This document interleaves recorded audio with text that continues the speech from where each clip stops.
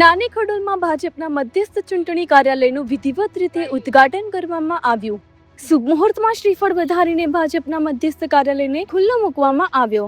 મહુધા તાલુકા પંચાયતની નાની ખડોલ બેઠકના ભાજપના ઉમેદવાર દિશાત નરેશકુમાર શાહના મધ્યસ્થ ચૂંટણી કાર્યાલયનું વિધિવત રીતે ઉદ્ઘાટન કરવામાં આવ્યું। આ શુભ મુહૂર્તમાં ભાજપ સંગઠનના હોદ્દેદારો સહિત કાર્યકરો, વડીલો મોટી સંખ્યામાં ઉપસ્થિત રહ્યા હતા।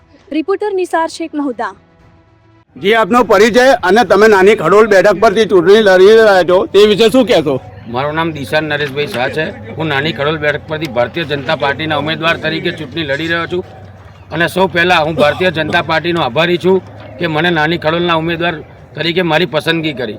મોટા વચન નથી આપતો, પરંતુ એક વચન જરૂર આપું છું કે હંમેશા આપણી વચ્ચે રહીશ, આપનો દીકરો બનીને રહીશ, આપનો ભાઈ બનીને રહીશ અને દરેક મુશ્કેલીમાં આપની સાથે ઊભો રહીશ।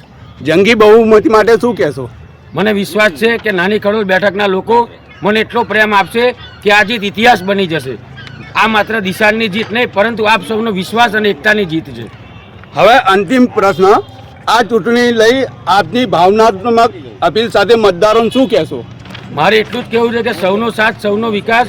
હું મારા તમામ મતદારોને એક જ વાત કહેવા માંગીશ કે આપનો એક માત્ર ઉમેદવારને નહીં, પરંતુ આપણા ગામના ભવિષ્યને આકાર આપવા માટે અને સુધારવા માટેનો એક મત છે।